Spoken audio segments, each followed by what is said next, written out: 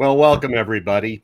Good morning, good afternoon, depending on where you are in the world.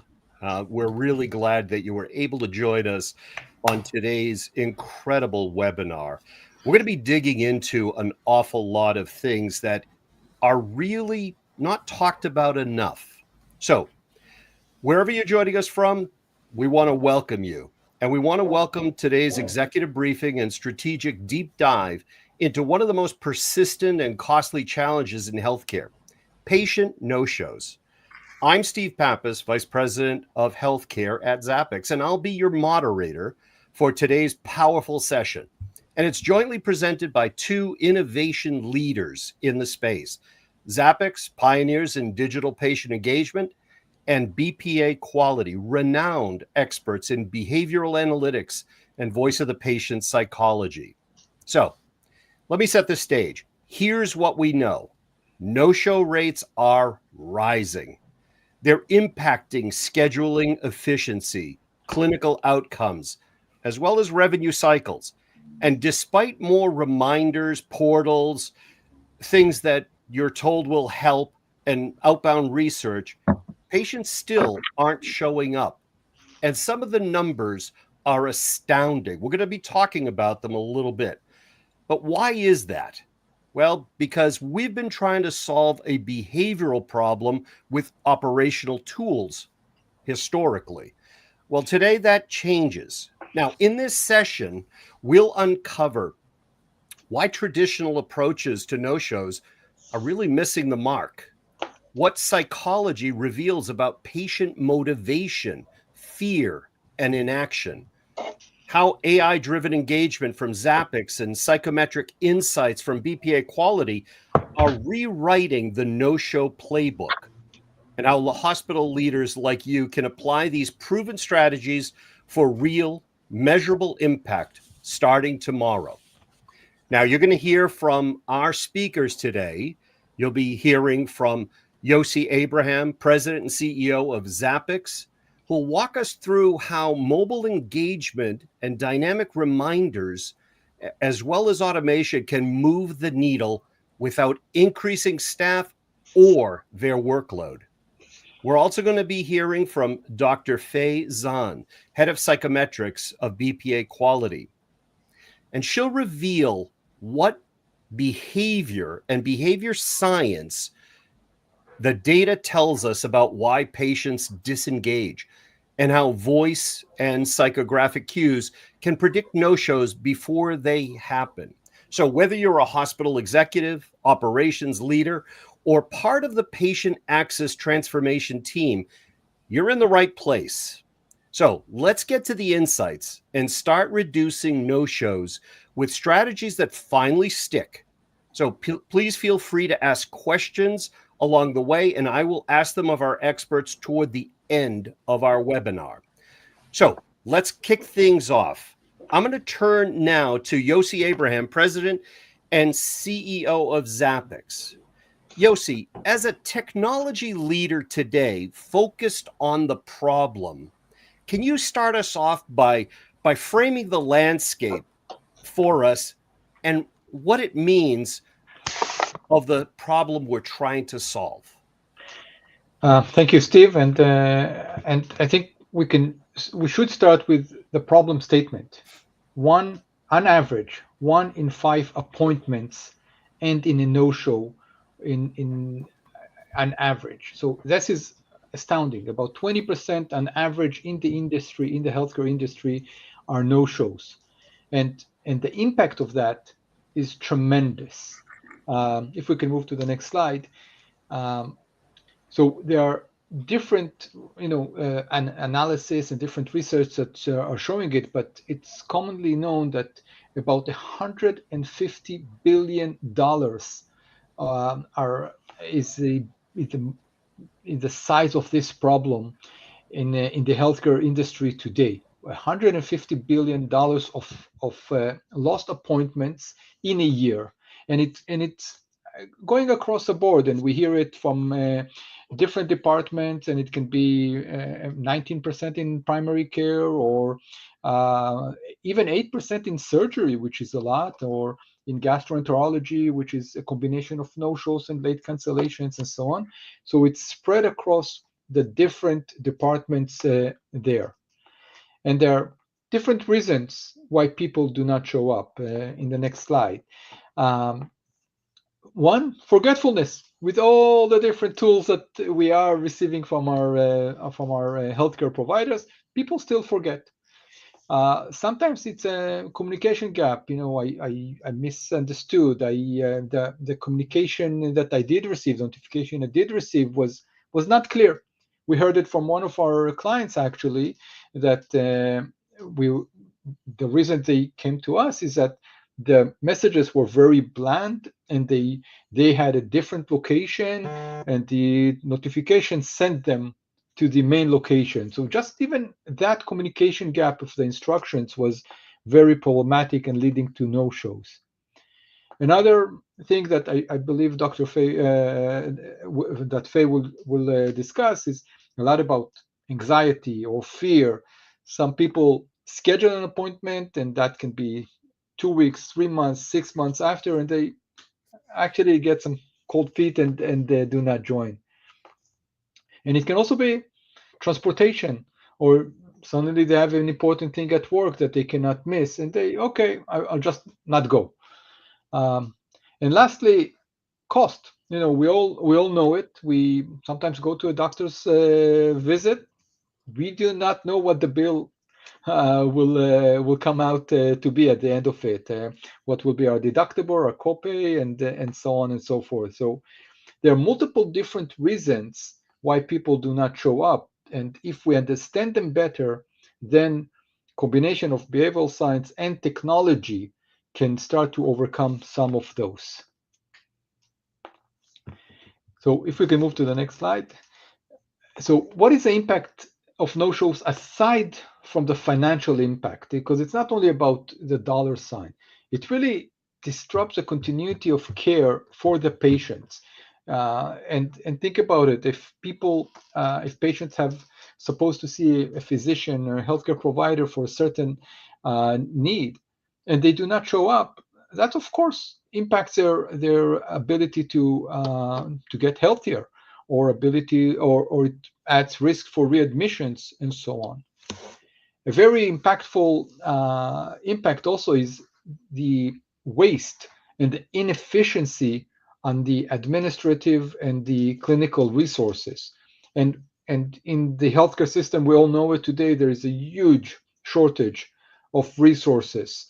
There is also a major problem with workforce retention and churn and so on. So to think about 15 to 20% of no-shows when we are so short on resources is such a big impact for them. And then there's also the impact on other patients. There are certain specialties today that you need to, when you book an appointment, their next available slot, it might be 2 months, 3 months, 6 months out.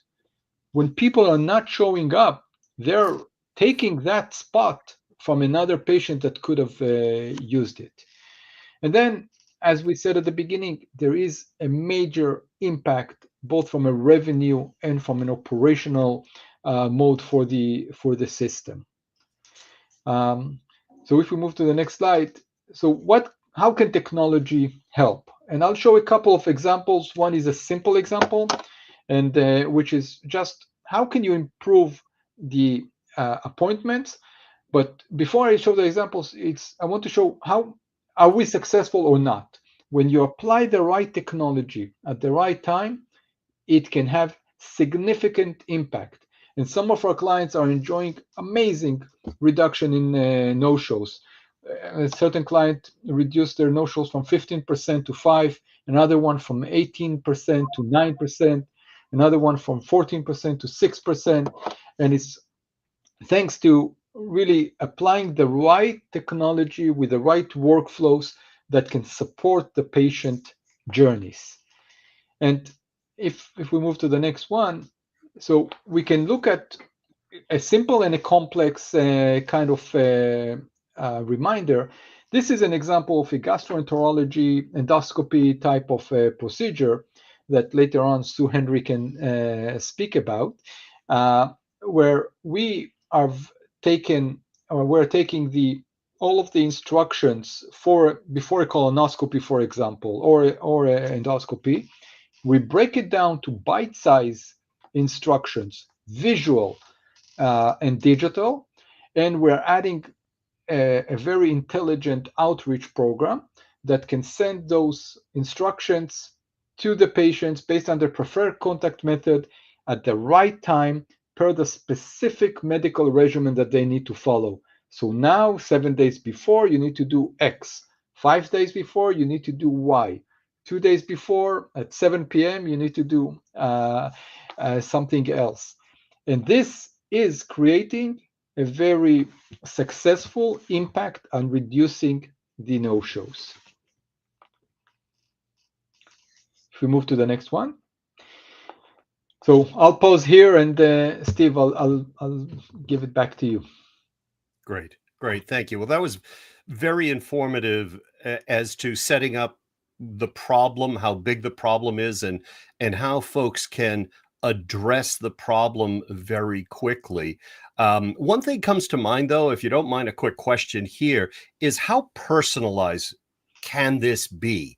Can it be for what I need versus what everyone needs? It's a great question, and it can and should be hyper personalized. So the Okay. personalization is, of course, based on your name and so on, but it should also be based on your preferred contact method.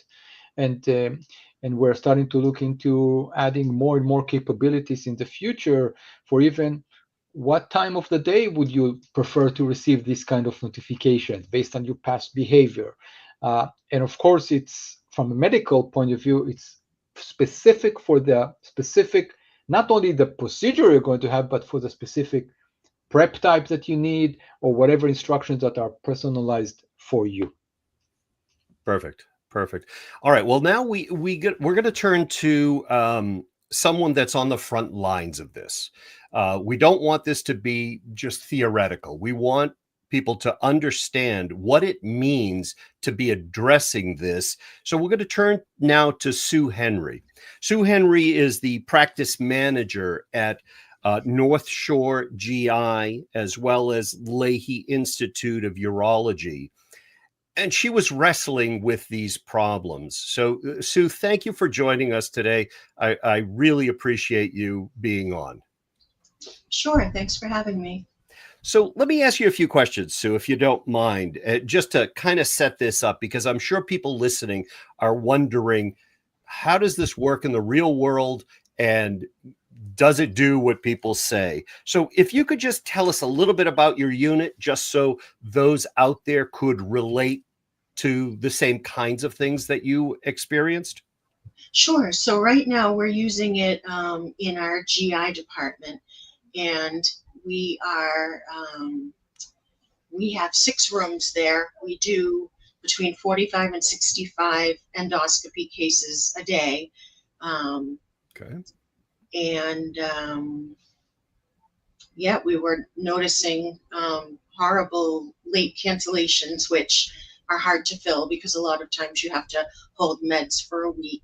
You need cardiac clearance, things like that. So if someone cancels 3 or 4 days before, you can't always fill that spot in this type of an appointment.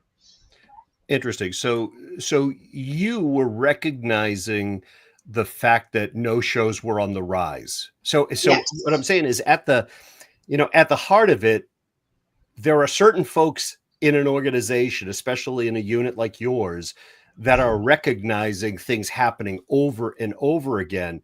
And at some point, it's going to have financial impact for everyone, of course, but it's also going to start causing all of the appointments to start getting backed up, longer times to get appointments. So it has that downstream negative effect also. Correct. So those were our 2 big concerns. First, patient care, in this case, patient access, because like you were just saying, when you can't fill an appointment, when it goes empty, and then we're booking 9 months out, that's a problem. And also the second is always, the financial concern, definitely. Yep. Okay. So now, how did you find the solution to this? I know you turned to Zappix ultimately, but Mhm. how did you figure out the solution was either there in other parts of the organization or you looked to the market? How did you settle on Zappix? So ultimately, another department in my organization was already utilizing Zappix, and they Okay. were having good success.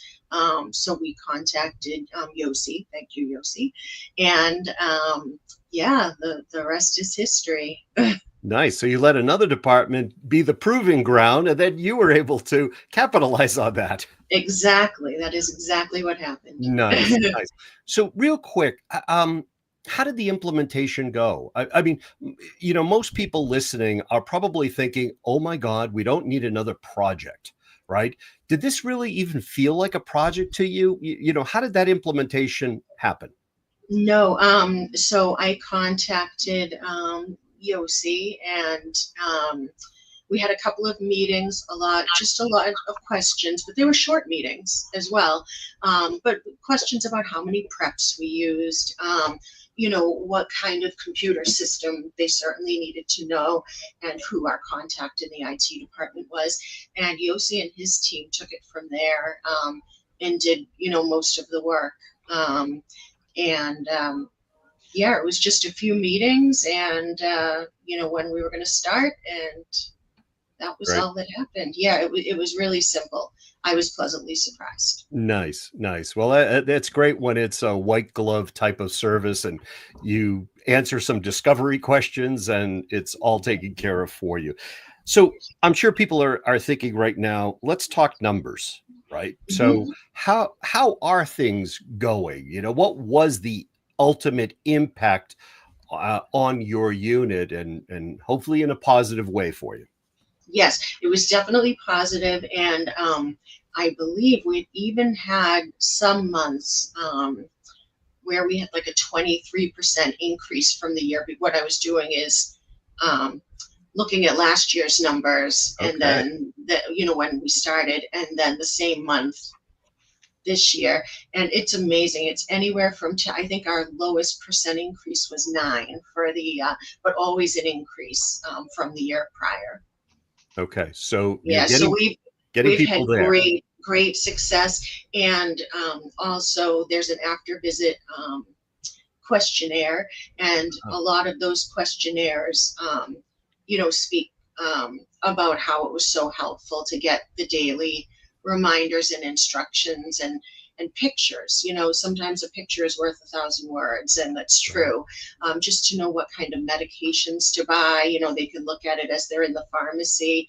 It's really a great product. Post discharge and aftercare can sometimes make a huge difference in the patient's satisfaction and experience overall. Yes, and we've also figured out a few problems, that not with Zappix, but problems overall with the office.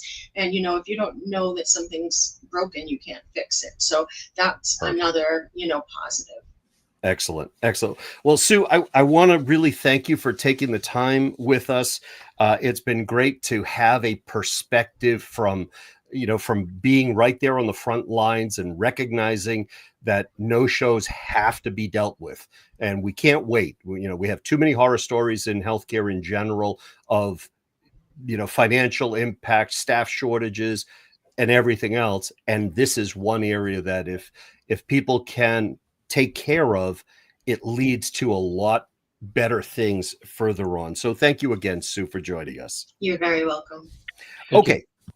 Okay, now we're going to turn to some really cool stuff. We're going to bring on Dr. Faison. She's head of psychometrics at BPA Quality, and we're going to see how does behavioral science complement the technology, because you need to have the information based on science, and then you need a way to enforce it and a way to serve it. So we're kind of bookending everything here. So, Dr. Zahn, thank you for joining us today on the session. Thank you, Steve. So let's kick things off with a simple but important idea. It's not just what you do, it's how you do it. Most health systems already send reminders, as we know. So that's part not new. But here is the issue. Just sending a reminder doesn't always change behavior. It doesn't get to the heart of why someone misses an appointment in the first place. So that's where our approach comes in. We're not saying you need to send more reminders. We're saying you need smarter ones. So what we are proposing is a shift using behavioral science to better understand the patient experience and combining that with technology to tailor the outreach. So we look at what we say, how we say it, and when it's said. So it's most importantly who we are saying it to. Because if a message isn't matched to the person receiving it, it's easy to ignore, right? But when it feels relevant, when it hits at the right time, in the right tone, then when you start to see the real changes, specifically in like reduced no-show or in follow-through. So that's the foundation we will building on today. If we go to the next slide, we can see more details. First, after digging into the research, just as Yussi mentioned as well, the reasons patients don't show up are actually pretty consistent. Sometimes it's just as simple as forgetting or getting mixed up about the time or location. Other time, it's deeper. They don't see a visit as important, or they're anxious, unsure, or not ready. And then also there are some real life barriers like childcare, transportation, or work, right? So those issues are not always said directly, but they show up in how patients talk, when they what they ask, or what they don't say. And that's what we pay attention to, so we can help address the risk before it becomes a missed visit. And in next slide, we're going to talk about how we actually understanding the patient behavior. So there is where things often get overlooked. We spend a lot of effort getting the appointment booked, but what happened next is just as important, because that's when the commitment phase, and a generic reminder doesn't always bring it back. The real opportunity lies in what we do between booking and the visit. And that's where BPA adds something new here. We help you understand not just who is at risk, but why and what kind of message is most likely to help. It's not just about sending a message, it's about building trust, reinforcing the value of the visit, and addressing both how they feel and what might make it hard for them to show up. So instead of sending one size fits all reminder, we get how to communicate in a way that feels personal, timely, and more effective. So next slide, I will talk about what is the psychometrician's role in this process, and what we do actually to help reach what we want.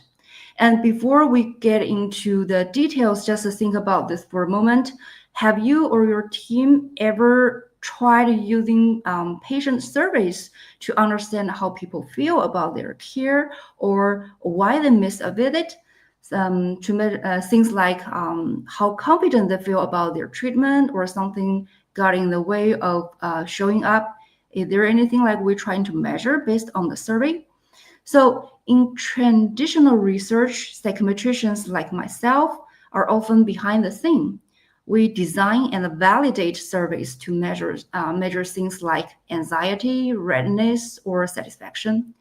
So the goal is to make sure what we are measuring actually matters and ensure the data we collected are consistent and meaningful. At BPA, we bring the themes, scientific mindset to real conversations. But instead of relying on surveys, we use natural patient interactions, something like calls, confirmation, and follow-ups as a data source. And here is how it works. First, we define exactly what behaviors we're listening for. Things like signs of hesitation, vague commitment, or logistical concerns based on experience, theory, and what past data has shown to matter. Then we validate those behaviors by testing whether they consistently show up in conversations that lead to no-shows. If they don't, we refine or drop them, and we only keep those like actually predict something.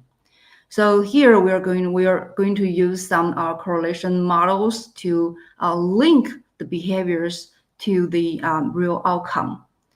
And then our evaluators follow structured criteria and are calibrated regularly. That ensures their observations are consistent and can be trusted at scale. Once we capture the data, we use, just as I mentioned, we use those statistical tools like clustering, factor analysis, correlation analysis to identify patterns.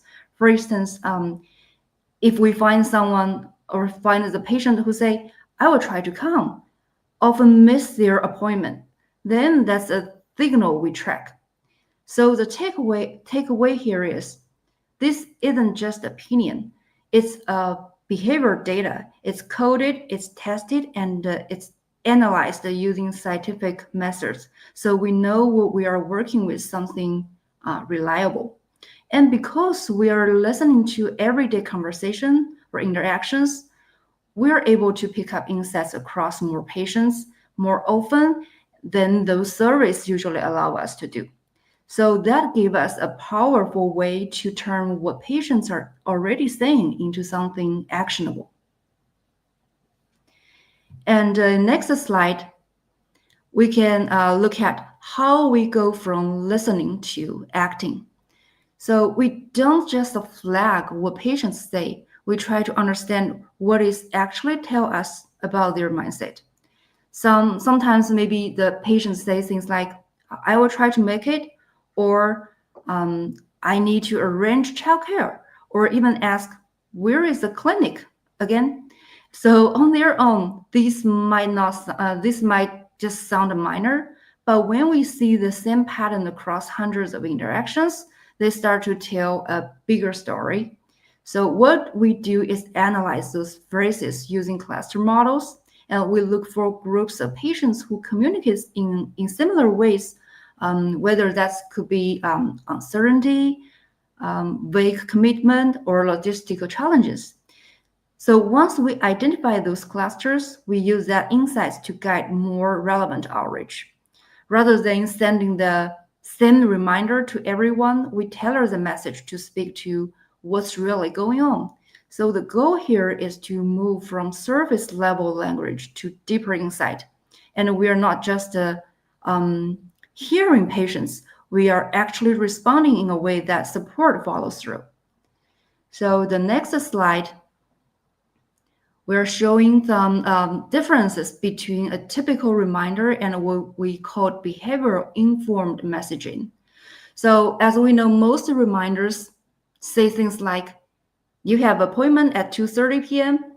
It's clear there is nothing wrong there, but it doesn't really connect with what the patient might be thinking or feeling. So if someone sounded anxious when booking, we might send a message that feels more calming and supportive. If they've mentioned trouble with transportation, then we can include directions or suggest options, or even send an extra check-in to confirm they're all set. So after we are talking about all of those messages and reminders, a question you might be thinking that, what if the patient just ignore the message, right? That's a fair concern. And honestly, that's why the content and the timing really matter. People are more likely to respond to when the message feels personal, like someone's actually speaking to them, not just sending out a standard blast, right? So when the message reflects what they have said or what they might be feeling it, it stands out. It shows someone's being paid attention to, and that kind of message is much more likely to stick and move them to action, especially when it's time just right. So it's not just about sending more reminders; it's about sending smarter ones, just as we talked earlier. And the next slide. So actually, for this slide, since we have talked about how patients' behavior give us clues and how tailoring messages based on those clues make outreach more effective, this slides put that all together. So once we have seen enough of these patterns, we use them to shape how we follow up and based on real signals. So even small changes in what you say or when you say it can make the difference between a no-show and a confirmed visit. So in next slide, we are trying to bring it all together. So here is how we approach the process as what we call as ROTS. So we start with risk-based listening, flagging behaviors linked to no-shows. Then we keep it user-centered. We think about how patients feel and what support they need. Then we make it goal-aligned by tying those insights to real outcomes like follow-through or no-show rate. And then we keep strategic, building approaches that are scalable and consistent. That's how we turn everyday conversations into real impact. So in the next slide, we can see what benefits we can get. What do you actually get from this? So you can get a clear picture of why patients don't show up. You get targeted outreach that fits the patient's mindset and situation. And you get data you can trust, grounded in science. And you get results you can actually measure. That's to better follow through or fewer no-shows and a more efficient care process.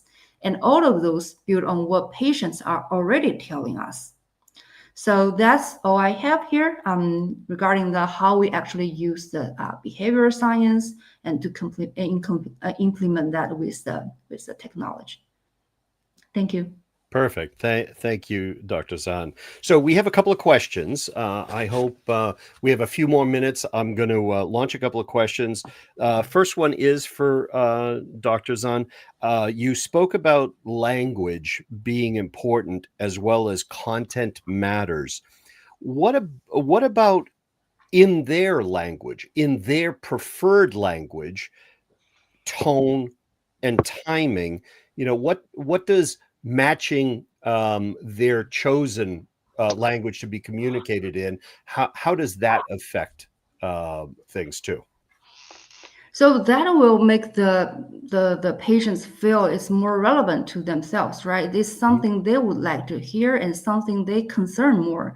So if someone actually concerned about, for example, like logistical challenges, if you provide like some support on that, right, that could make them more confident and they would be more clear like what they need to do next.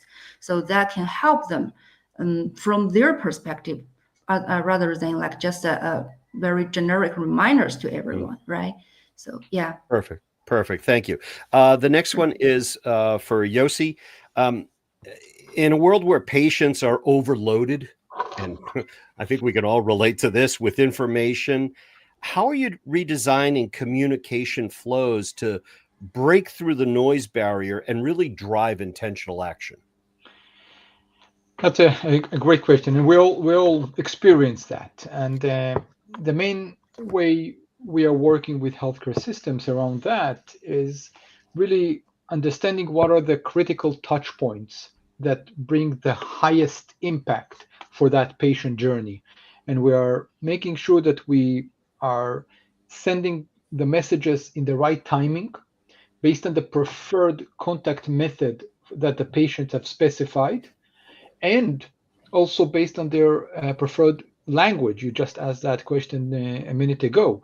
So we can send the notification itself in their preferred language, what they will see when the instructions will be in their preferred language. We send it through their preferred contact. So doing that and thinking about the patient, where will the patient receive that helps us really step out of all of those numerous messages that are bland, that are textual only, and we bring out the visual, the videos, even like Sue mentioned earlier, the fact that we're adding images and pictures and videos adds a lot to that. Sure. Makes sense. Another one for BPA quality. So your team analyzes behavior and psychometric indicators. In your experience, what are the earliest warning signs in the patient voice or engagement behavior that we can look at for potentially predicting no-shows? Faye, do you want to take that? Sorry. Yeah, sure. So like when some patients, sometimes like patients could say things like, I will try to make it. That's like, it's not a commitment, right? It's actually very vague. Or they say something like, well, I need to arrange childcare, right? So those are like something might be the barrier for them to follow through, right? So those are the earliest signals we might detect based on the conversation. So we are going to track them and to see if those are real behaviors linked to no-show. If they are, yeah, then we are going to flag those like patients or individuals or specific behaviors. Then we know, okay, these are the patients who are actually at risk. Then we need to have more tailored outreach that fits their needs, then to support them to come to have a committed visit. Perfect. Perfect. Could I just add something? Yes, please. A very interesting thing is that I think we all at times listen to someone and we say, I'm not sure I believe that person, or I'm not sure they're committed to that. You know, like I know in my younger days, I might go out on a date or something and someone might say to me, I'll try to make it. And I think, well, I'm not sure they're going to turn up. What we're doing here is taking really what we would do intuitively sometimes and building science into it. So we're actually quantifying it, predicting the effect, and then doing something about it. Interesting. Thank you, David. Okay, one more. So many hospitals are just throwing tech at the problem without your type of behavioral alignment. What would you say to hospital leaders as to why they need to analyze what's going on with their patients to start determining these patterns and start determining these things? Then obviously adding in the technology that can enforce that. David or Faye? Well, I think again, it's just creating an awareness of what you say, and I think as Faye said at the start of her presentation, it's not always what you say; it's the way you say it and the way you do it. And so it's about timing, it's about getting the words right, and you can quite often without even intention, you can actually say the wrong thing. So it kind of goes, it spreads out beyond just the communication about an appointment. It actually makes people aware of what they're saying and how they're saying it. And I think it really has an impact. We know it has an impact. We did some work many years ago with a hospital that was looking to get implants, and we found that the way that they talked about, when someone had just died and they were trying to get an organ, the success rate about how they went about that and what they said and how they said it and the timing had an enormous impact. And it's similar to this. It's similar. Perfect. That's great. Thank you, David. I think we have time for one more quick question. I think this is for Yossi. Understanding what your technology could do. If a hospital executive asked you, where do I begin tomorrow? What would be your 3 suggestions as to how they can start immediately? So first of all, understand the problem. Understand what is the impact, what is the size of the problem, how many no-shows and late cancellations do you have. Then, based on that, we can now suggest different, what type of which departments we handle first, and so on.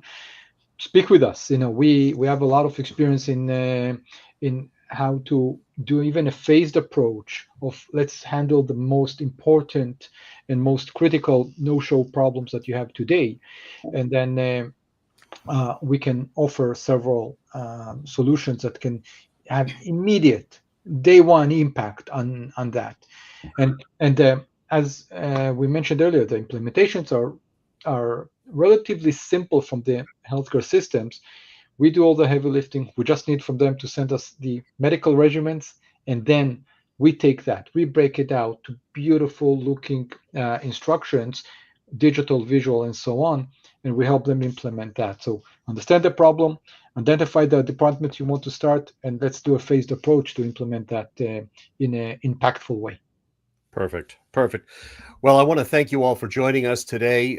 Thank you, David Blackwell, President of BPA Quality, Dr. Faye Zahn, Head of Psychometrics at BPA Quality, Yossi Abraham, President and CEO of Zappix, and myself, I'm Steve Pappas, as well as we had a guest, Sue Henry, from North Shore GI in Massachusetts. Thank you all for joining us. We hope everyone got a lot out of today's session. I think that this is an area that is often overlooked, but hopefully you saw the marriage between the information that results from behavioral analysis, as well as how technology, digital technology, can solve this problem for you in very short order. So thank you all for joining us. Take care. Bye-bye. Thank you.